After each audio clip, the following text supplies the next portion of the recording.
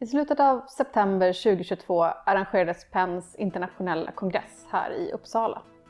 Att för oss på Svenska PEN stå värdar för den internationella kongressen tillsammans med PEN International var en möjlighet att stärka PEN internationellt, nationellt men också lokalt här i Uppsala. Vi välkomnade drygt 200 internationella delegater från 89 olika PEN-center världen över. Men också delegater och publik som reste hit från hela landet. Det var en prestige att få hit kongressen. Uppsala är en av 75 fristäder i världen inom fristadsorganisationen ICORN. En fristad hjälper förföljda författare och konstnärer för att göra en konkret insats för att stärka yttrandefriheten i världen. För yttrandefriheten kan aldrig tas för given. Kongressen riktade fokus på frågorna och har stärkt Uppsala som fristad. Men varför blev det Uppsala? Att Uppsala har varit fristad så länge var en viktig del av det här beslutet. Och jag tror att platsen var en viktig del av kongressens framgång. Här finns stora och vackra lokaler som universitetet och slottet med samarbetspartners som vet hur man på ett professionellt sätt kan ta sig an komplexa internationella möten.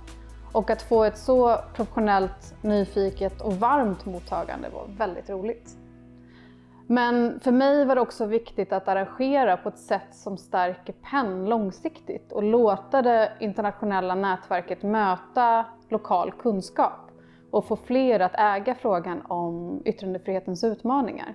Till exempel att lyssna in idéer som finns här lokalt och hjälpa dem få bäring, såsom måndagar för frihet. Vi ville också skapa stora sammankomster samtidigt som vi ville träffas i mindre rum för att kunna få till möten mellan författare, läsare och delegater.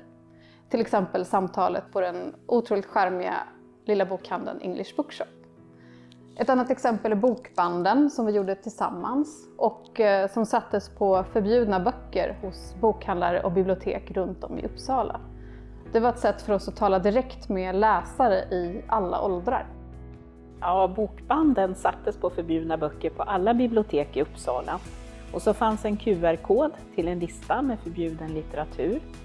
Och bokbanden var ett konkret sätt att uppmärksamma varför böcker förbjuds i olika delar av världen och vikten av yttrandefrihet.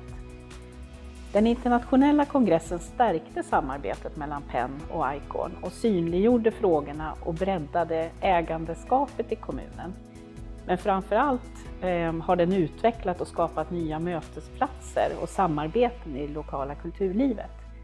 Engagemanget var fantastiskt och har stärkt relationer både lokalt och nationellt.